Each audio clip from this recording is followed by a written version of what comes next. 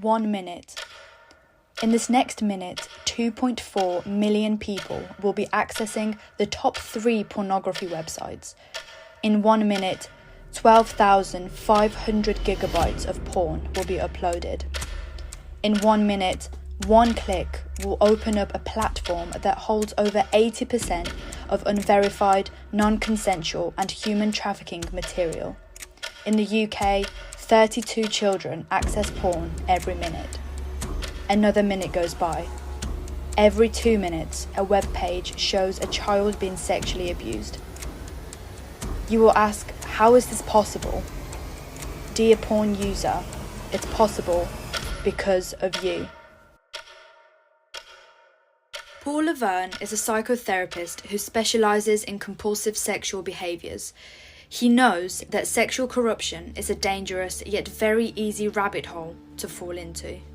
The term sex addiction, it can be used as an umbrella term to refer to a wide range of sexual behaviors. I prefer the term compulsive sexual behaviors. Every single person I've ever worked with has started the same way, masturbating to pornography. And that changes the brain on a cellular level because it rewires the brain to the supernormal stimulus of pornography. It wires the brain to the fantasy world of object sex, and you start to create neural pathways that create a craving for that. Because this releases the behavior of masturbating to pornography, produces the greatest dopamine release that your brain can receive, except for anything except maybe meth. Smoking meth also does it.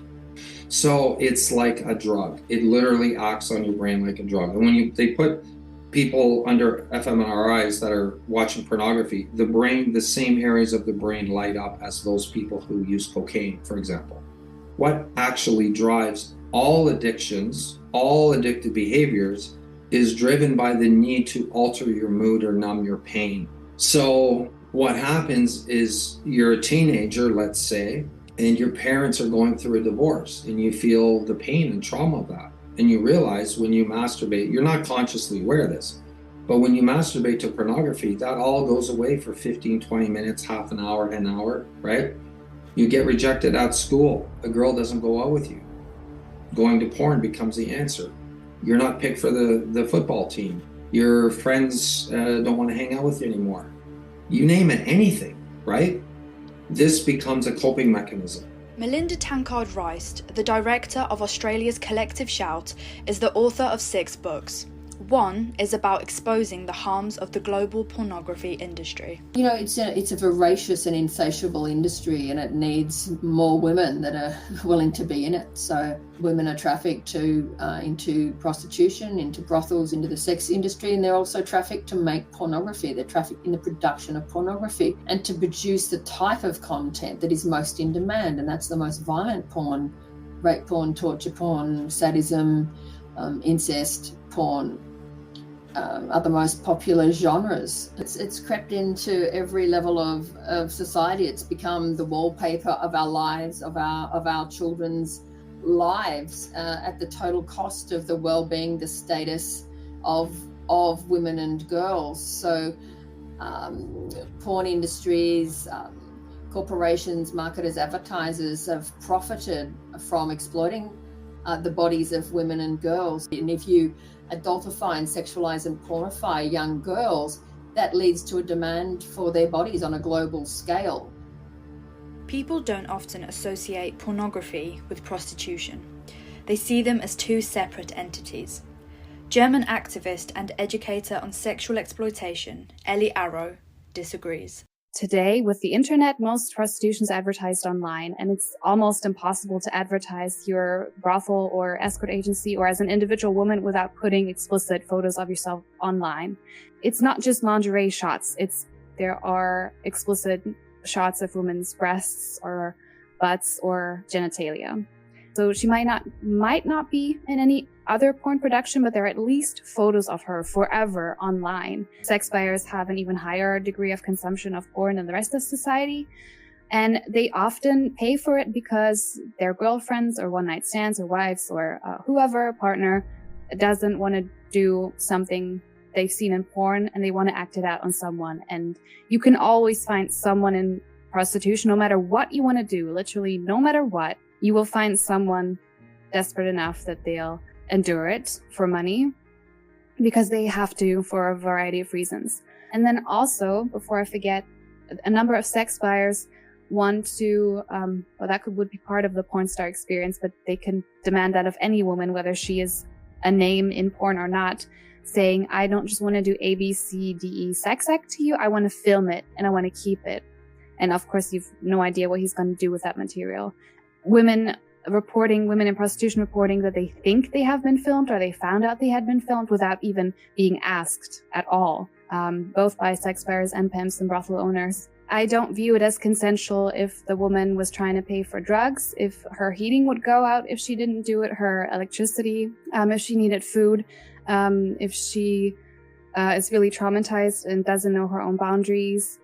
The culture has told her over and over, this is such a great industry, but she doesn't really understand how it works. Like, part of consent is having a fairly good idea of the possible risks and consequences of what you're getting into. And if you've been, I think, deceived by the culture or by the producer about the conditions of what's going to happen, that's not consensual. Rose Hunter is one of many women who fell for the lure of seemingly easy money, only to realise that the sex industry is a slow and painful death to the soul. So massage parlours, this was in Toronto, Canada. When I saw the money that I could make quickly, the sort of money that I'd never had access to myself before, I thought I can do this for a little while. Fast forward, it took me 10 years to get out of that industry. To my shock, I discovered that in British Columbia, the laws are different in different provinces, or they were in Canada. Massage parlours didn't exist to the same extent in Vancouver, but there were lots of brothels and they were very, very visible. So that's how I ended up in a brothel. I was raped in one of those brothels early on, and I think that sort of something in me just crossed over. Human trafficking takes place in every sector of the sex industry, even in strip clubs. Survivor Suzie Skirvin. And at one point, he started talking about doing work for him. And at one point, he did mention, he was like, so you're going to be my bitch now. And I was just like, what? And he ended up taking me to a strip club. One day it got really bad and he beat me really, really bad in my face. I definitely dissociated a lot, but I mean, there was times where I showered and I just wanted to not feel gross. And I remember one time I just felt so sick to my stomach. I sat in the shower and I cried and I cried. I was so exhausted. You know, I was sleep deprived. I was starving. And because he always wanted me like skinnier and skinnier and skinnier. And I wasn't like suicidal, but I definitely had suicidal ideation. Human trafficking does not only appear in its physical form. Since its inception, the internet quickly became a breeding ground for trafficked pornographic content. Amanda Blackwood suffered at the hands of both. So I was trafficked 3 different times. The first time was when I was 18. My boyfriend at the time, he told his friend, well, I can't go because I have to work, but she can go. And if you take her, you know, Amanda, how do you feel about this? You can go on an all expenses paid trip to Las Vegas, Nevada, and you can have so much fun there. And instead I was locked up in the Hard Rock Hotel for 52 straight hours. There was nothing I could do about it except to go through repeated rapes. So the second time, I had gone to Florida to go and stay with my dad's mother. I got all the way to the Daytona Beach bus station. When I called my grandmother, I had to find her number in the phone book and call her from a payphone because, you know, this is 1999. It was her husband, my dad's stepfather, who answered the phone. And Vic said, we're not coming to get you. You're on your own. Good luck. And hung up the phone. And I sat on the curb and I bawled my eyes out. And a young couple came and found me. They told me we've got a place where you can stay until you can get on your feet. But what they really meant was, we've got a place where you can stay until we can find the highest bidder. And they sold me to a guy named Esteban for $90. And in 2004, I met a guy on the internet. This guy and I were long distance pen pals because he lived pretty far away. And he asked me to get a fiancé visa to move to Scotland to go and be with him. It took him 7 years to ask me to go there. And it took him 7 days to start trafficking me once I did. After a near suicide attempt, Amanda eventually was able to escape Scotland, but she was not able to escape him. And he sent photos and videos that he had taken during my trafficking to the man who was my boss.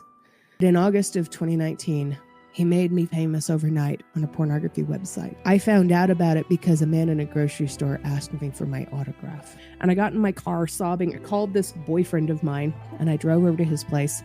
And he told me, I'm never going to understand unless you show me. And this man made me pull it up on my phone so that I could show him what I had been through.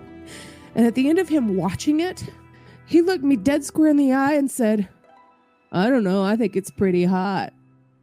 One of Germany's most prominent voices speaking out against the sex industry is survivor and ex-performer of mainstream pornography, Roxie Roots. If it's online, many of them will email, what they do is, they email you, oh, hey, mistress, I want a session, and then I have this fantasy, and then they just, write a whole story about disgusting stuff, sometimes illegal stuff, sometimes pedophilic stuff, sometimes homewrecker stuff, talking really badly about their partner or their wife. And you just have to read this shit and you're like, I didn't ask for this, I didn't want to, I'm not a trash can for shit, There was basically a HIV case of a crossover performer who would work worldwide, whatever. And he would show up, he would have a test, as you have to do tests every 2 weeks when you're in the porn industry, STI tests. And he had a HIV positive, and the whole industry had to be shut down. So basically the end of my mainstream porn career, as I had witnessed so many unsafe situations up until then on every set, at porn parties where new performers would come because you go there to connect and to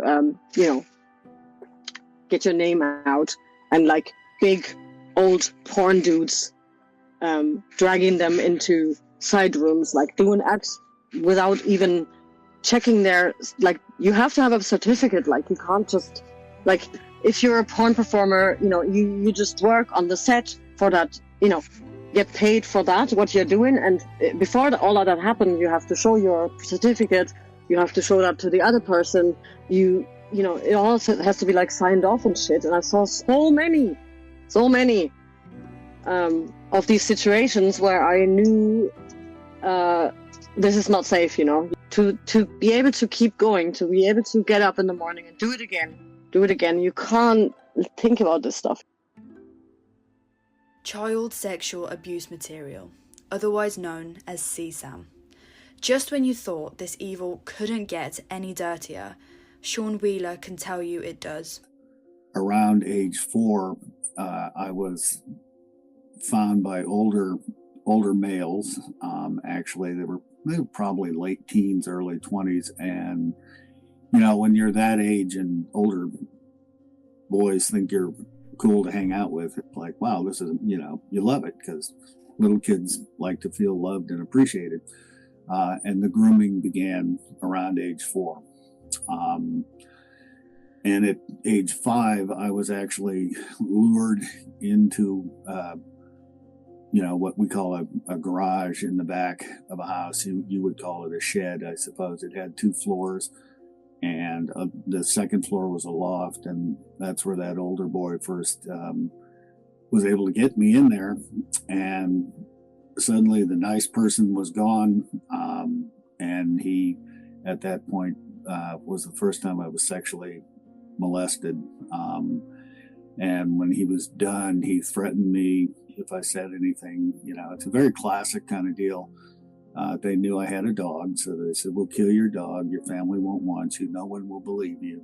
And at that point, later he would get me with a group, and then I was eventually turned over to adults and put into a network where I was actually found and taken and handed over in trafficking in the U.S. A lot of people don't believe that it happens everywhere, but what happened to me was in a small town in the middle of the country in our farming belt. And so that went on from age 5 to almost age 10.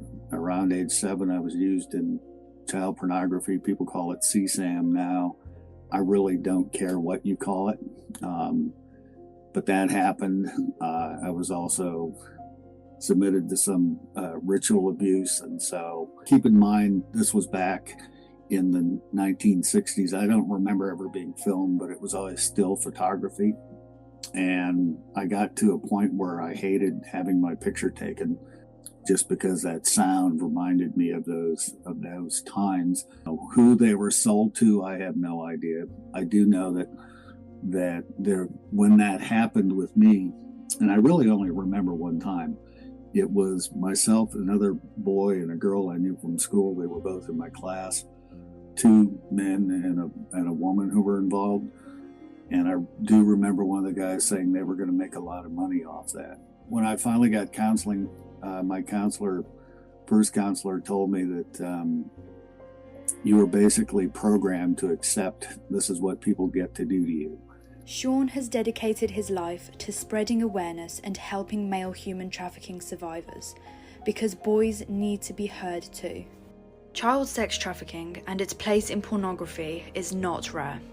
Since porn moved online, it has spread like wildfire, but it has always existed. Jennisue Jessen was just a little girl. I spent a significant portion of my growing up years, a few weeks or a few months at a time, at my grandparents' house. In reality, my grandfather was a wicked, bad guy. He started selling me to other men for sex at the age of 4. During the assault, he would take pictures or film the event. Late afternoon, when it was time to leave, my grandfather took me to the field where that guy was waiting for me. And I was raped for profit for the first time. But that afternoon at 4, I'm in the backseat of the car, wrapped in a blanket. The unthinkable has happened. I have no way to reconcile how or why my world just turned upside down and inside out. The sun was setting and the sky was just on fire with color. The brightest, most brilliant sunset I've ever seen. As clear as any other part of it. The violence, the blood, the sunset, the color of the blanket, as clear as anything else is Jesus sitting in the backseat of the car holding me on his lap. Life at home was living hell for Alexandria Dean. Her abuse began earlier than you can imagine and escalated into something truly demonic. So my father was the product of incest, meaning his mother was raped by her father, and then he also in turn perpetrated the same upon me. My earliest memory from my abuse from my father, I was still in diapers. Halfway through 5th grade, I was introduced into being sex trafficked. My mother was my trafficker. My mother turned my doorknob around to lock me into my room. People would come in through my bedroom window, as we were in an apartment on the ground floor. They'd come in through the bedroom window and out my bedroom door. This was between 5 to 6 days a week. I recall it being filmed and photographed, the gang rapes and orgies and stuff, the trains that would happen. I know that my mother still has some. Because of Jesus, I have forgiveness. So I had gone to my mother and confronted her in person. And, I know what you did to me. And I said, and you prostituted me, and I forgive you. She laughed in my face. If you are someone who is or has been a victim of sex trafficking, there is help for you out there.